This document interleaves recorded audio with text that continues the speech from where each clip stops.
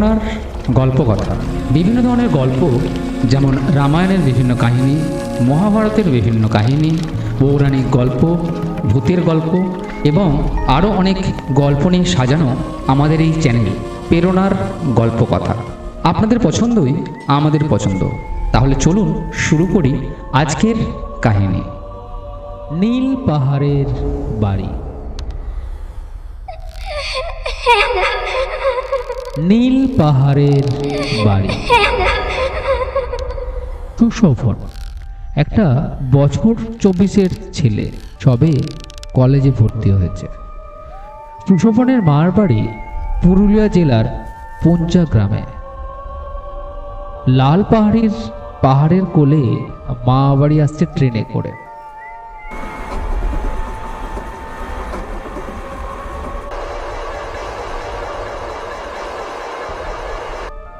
কয়েকদিনের ছুটি।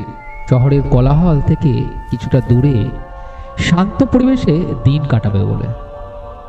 ছোট্টবেলার মা বাড়ির স্মৃতি তার এখনো মনে পড়ে। ট্রেনের একটা কামরায় বসে তাই সে ভাবছিল তার মা বাড়িতে কাটানো সব ছোট্টবেলার দিনগুলো। এসব ভাবতে ভাবতে কখন যে ট্রেন স্টেশনে এসে গেছে সে বুঝতেই পারেনি। একটা জোরালো ঝাঁকুনিতে ট্রেনটা যখন থেমে গেল তখন সে বুঝল ট্রেনটা স্টেশনে এসে গেছে। তারপর ব্যাগপত্র নিয়ে ট্রেন থেকে নেমে পড়ল। স্টেশন তো নয়, যেন একটা মরুভূমি। চারিদিক ফাঁকা, তেমন কোনো লোকজন নেই। স্টেশনে দু একটা চায়ের দোকান ছাড়া কিছু দেখা গেল না। একটি দোকানে গিয়ে এক কাপ চা খেলাম। কোন সকালে বেরিয়েছি, এখন প্রায় 1টা বেজে গেছে। একজন চালককে জিজ্ঞাসা করলাম, দাদা, এখান থেকে লাল পাহাড়ে যাওয়ার উপায় কি আছে বলতে পারবেন? লোকটি কোনো উত্তর দিল না। অজ্ঞতা স্টেশন থেকে বেরিয়ে একটা রিক্সা দেখতে পেলাম। জিজ্ঞাসা করলাম, দাদা, নীল পাহাড়ে যাবে? সেও কিছু বলল না, শুধু বলল 50 টাকা লাগবে। উঠে পড়ল। সে আমাকে নিয়ে নীল পাহাড়ের বাড়ির উদ্দেশ্যে রওনা হলো। একটা গ্রাম ও মাঠের পাশ দিয়ে আস্তে আস্তে আগাতে থাকলো আমাদের রিক্সা। চারিদিক সবুজ মাঠ, মাঝে মাঝে কাশফুলের সাদা ঢেউয়ের সাথে আকাশের মেঘলা ভেলা ভেসে বেড়াচ্ছে। দূরে শালবনের কালচে রেখা যেন এক অদ্ভুত নীরবতার আড়াল তৈরি করেছে। মামা কৃষ্ণপদ বাবুর বাড়িটা বড়, আধবসা দোতলা। সামনের উঠানে শিউলি গাছ, কাঁঠাল গাছ আর একপাশে বাঁশঝাড়। বাড়ির অর্ধেক অংশ নতুন, কিন্তু দোতলার পশ্চিম দিকটা ভাঙাচোরা, শ্যাওলা ধরা। গ্রামে ঢুকতেই সুশোভন লক্ষ্য করল যে লোকজন চোখ ফুরিয়ে নিচ্ছে ওই বাড়ির ওই ভাঙা অংশ থেকে। মামাকে যখন এ কথাটা বলা হলো, মামা উত্তর দিলেন, ওসব তোদের শহরে ভয়। মামা হেসে বললেন, কিন্তু হাসির আড়ালে একটা চাপা কষ্ট যেন লুকিয়ে আছে। প্রথম সন্ধ্যাতেই অদ্ভুত লাগলো। কুয়াশার মতো আবছা আলো নামছে। কুকুর হঠাৎ ডেকে উঠছে। বাঁশঝাড়ের পাতার শব্দ যেন কারো গোপন ফিসফিসানির আওয়াজ।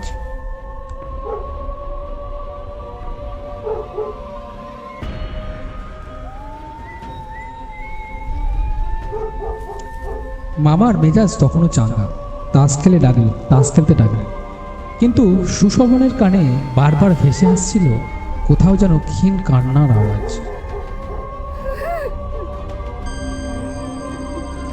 রাতে ঘুম ভেঙে গেল।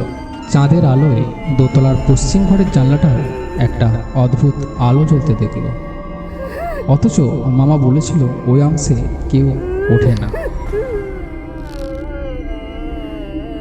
পরদিন সকালে সাহস করে সুশোভন দোতলায় উঠল। সিঁড়ির দাপে ধুলো জমে আছে, অথচ মাঝে মাঝে পায়ের ছাপ। ঘরে ঢুকতেই থমকে গেল সুশোভন। একটা পুরানো কাঠের পালঙ্ক, পাশে মরচে ধরা টেবিল আর দেওয়ালে ঝোলানো মেয়ের ছবি। ছবির চোখ দুটো যেন জীবন্ত, তাকিয়ে আছে তার দিকে। অবাক হয়ে সে নিচু হয়ে নেমে কাকিমাকে জিজ্ঞাসা করলো, কাকিমা? অনেকক্ষণ চুপ করে থেকে বললেন, ও ঘরে থাকতো নীলিমা, তোমার মামার ছোট বোন। অদ্ভুত সুন্দরী ছিল সে, কিন্তু বহু বছর আগে হঠাৎ করে মারা যায়। ওর মৃত্যু নিয়ে কেউ কথা বলে না, কণ্ঠে ছিল ভয় আর চাপা যন্ত্রণা। সন্ধ্যাবেলা সুশোভন গ্রামের প্রাচীন লোক হরিমোহনের সাথে কথা বলল। বুড়ো চোখ মুছে বললেন, নীলিমা ছিলেন অদ্ভুত মেয়ে, রাতের বেলায় শ্মশানের দিকে যেত। এই বলে গুজব ছিল, কারোর সঙ্গে দেখা করতে কারো মনে হতো যে ও হয়তো প্রেম করতে যাচ্ছে, কারো মনে হতো তান্ত্রিক বিদ্যা শিখতে যাচ্ছে। যে রাতে ও মরল সেদিন ভয়ানক পূর্ণিমা ছিল।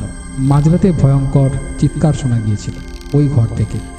সকালে ওর দেহ পড়েছিল। দেহটাকে দেখে মনে হচ্ছিল যেন জীব বেরিয়ে আসবে। কোনো ভয়ে আতঙ্কে তার মৃত্যু হয়েছে। সুশোভন শিউরে উঠল।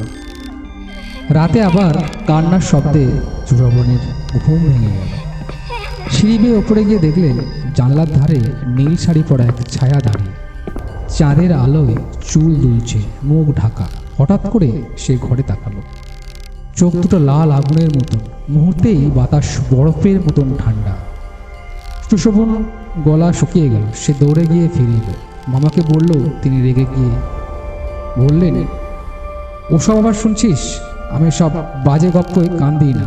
কিন্তু মামার চোখের কোণে যেন ভয়ের রেখা ছিল।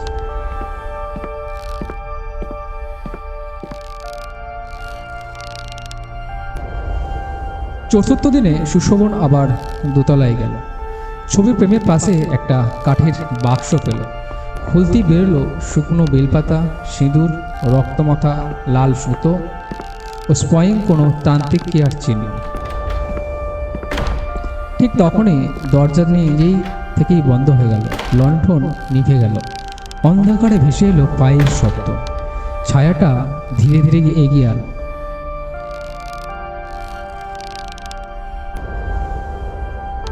কণ্ঠস্বর মৃদু কিন্তু হাড় হিম করে দেওয়ার মতো।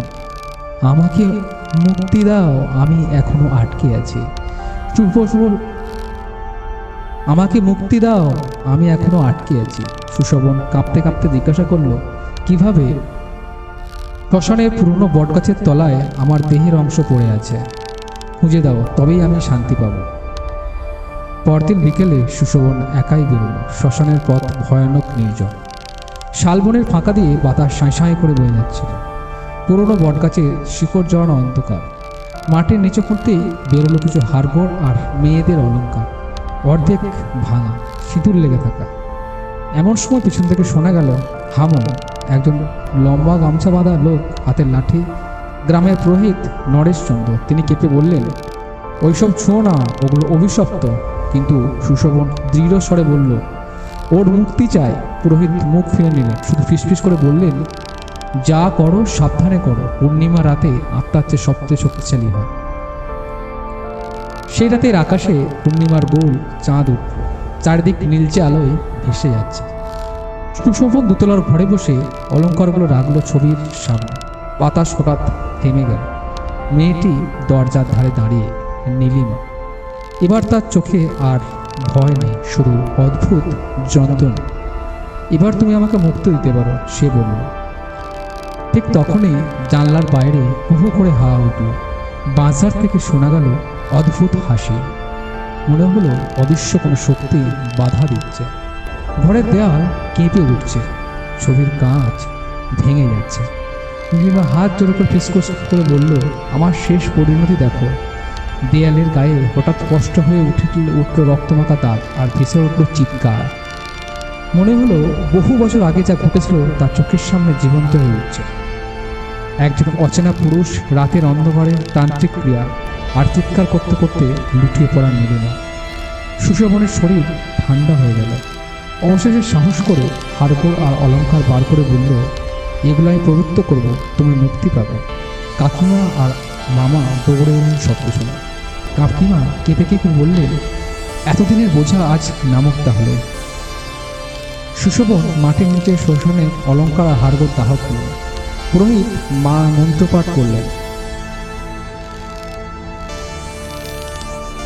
পূর্ণিমায় আলোয় চারপাশ একদম নিঃশব্দ হয়ে গেল। শেষবারের মতো সে দেখল নীল শাড়ি পরা মেয়েটি দাঁড়িয়ে আছে। এবার তার ঠোঁটে শান্তির হাসি ধীরে ধীরে মিলিয়ে গেল। সুশোভন কলকাতায় ফিরে গেল কয়েকদিন পর। মামা ও মামু স্বস্তি পেলেন। পশ্চিম দিকের ঘর খোলা হয় আবার। তবু আজ মাঝরাতে ঘুম ভাঙলে সুশোভনের মনে হয় জানলার ধার নীলিমা দাঁড়িয়ে তাকিয়ে আছে, কখনো শান্ত, কখনো গভীর রহস্যময় হাসি নিয়ে। কারণ কিছু আত্মা মুক্ত হলেও তাদের ছায়া মানুষের মনে চিরকাল বসে থাকে।